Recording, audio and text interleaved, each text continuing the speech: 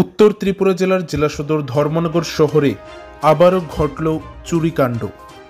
Chandrapur hospital road সংলগ্ন এলাকায় একেবারে রাস্তার পাশে অবস্থিত অভিজিৎ চক্রবর্তীর বাড়িতে এই চুরিকাণ্ড সংঘটিত হয়।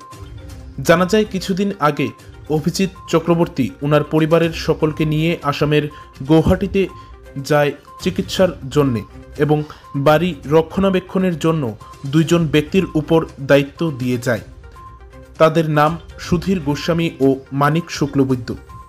জানা যায় ওই দুই ব্যক্তি প্রতিদিন রাতে আসতেন বাড়িতে ঘুমানোর জন্য এবং সকালবেলা যে যার কাজে চলে যেতেন।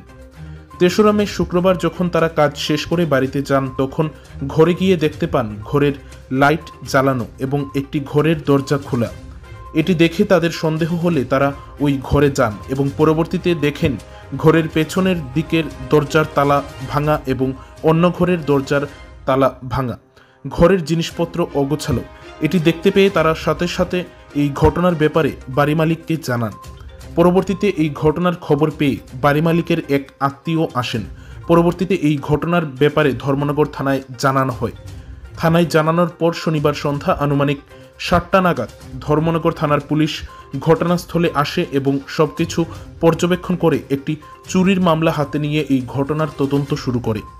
তবে এই চুরিকাণ্ডে কি কি জিনিস চুরি হয়েছে তা বাড়ি মালিক বাড়িতে না আসা অবধি বোঝা যাচ্ছে না। বর্তমানে এই ঘটনার তদন্ত শুরু করেছে ধর্মনগর থানার পুলিশ। ওটা কি হয়েছে?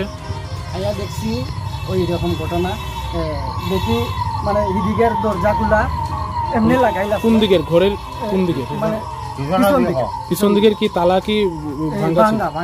ভাঙা। তো আপনারা এটা কবে দেখছেন? আইও মানে রাতকে দেখছি, মানে গতকালকে রাত্রে দেখছেন। তো এরপরে আপনারা বাড়ি মালিককে জানাইছিলেন? লোকে জানাইছি। আচ্ছা, এরপরে আইছে না টাইমের শালা আইছে। তো এরপরে কি তা পুলিশ আইছিল নি? না, পুলিশ কবে আইছে? আজকে আইছে। তারা কি দেখা গেছে নাকি? ওই দেখিয়া গেছে, একটু আগে দেখিয়া গেছে। আচ্ছা, আপনার নামটা?